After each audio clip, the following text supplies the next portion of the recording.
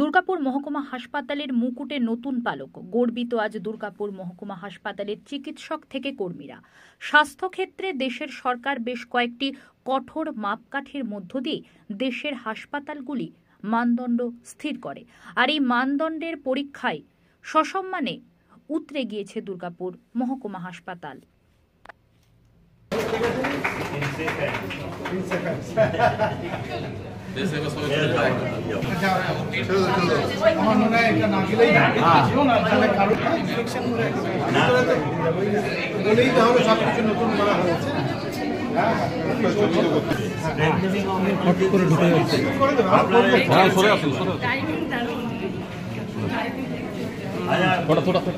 আমাকে এখন মনে করিয়েছিল আমার সাথী ছিল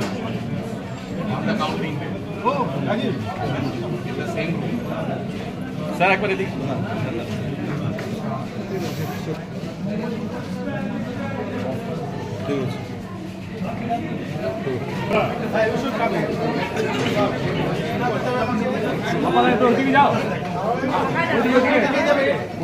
আমাদের ইনডোর ইউনিট ছিল, আমাদের ওটি ছিল, আমাদের লেবার রুম ছিল, আমাদের আউটডোর ছিল, ইমার্জেন্সি, ব্লাড ব্যাংক, এসএনসিউ এবং এই যে 14টা ডিপার্টমেন্ট, এদের এরিয়া অফ কনসার্ন 8টা ছিল, যার মধ্যে ইনফ্রাস্ট্রাকচার ডেভেলপমেন্টের উপরে অ্যাসেসমেন্ট হয়েছে প্রায় 150 থেকে 200 পয়েন্টের ভিত্তিতে।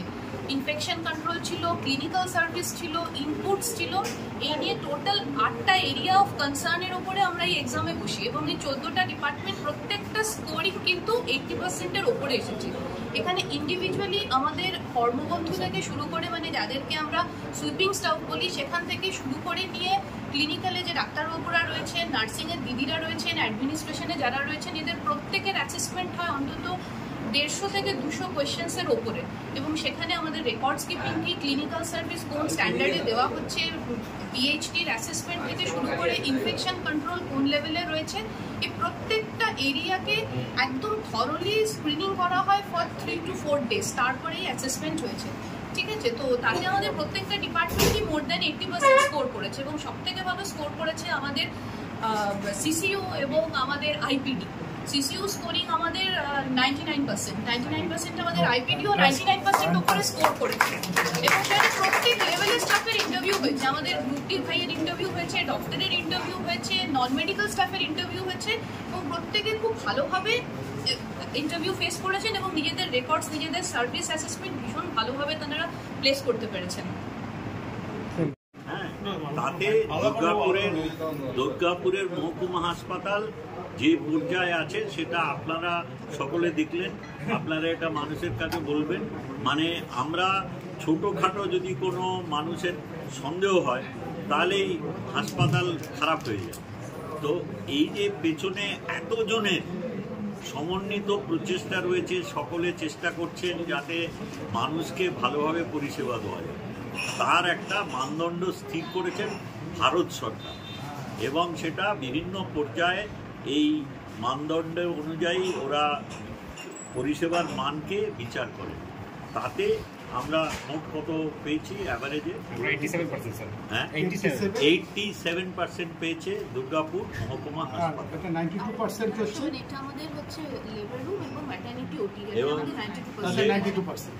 লেবার রুম এবং মেটারনিটি মানে শিশুর জন্ম এবং তার পরিচর্যা, এই ক্ষেত্রে 92% পাওয়া গেছে সারা ভারতবর্ষের মানদণ্ড। তো এটা আমাদের দুর্গাপুরবাসী হিসেবে এবং নিশ্চয়ই আপনাদেরও সকলের গর্ব হওয়ার কথা। এবং সাধারণ মানুষের আস্থাকে আমরা অর্জন করছি, তা তো ক্রমান্বয়ে বৃদ্ধি পাওয়া আমাদের আউটপেশেন্ট দপ্তরে এবং বহির্বিভাগে এবং এমনিও যে ধরনের চাপ বাড়ছে তাতে মানুষের আস্থা বাড়ছে।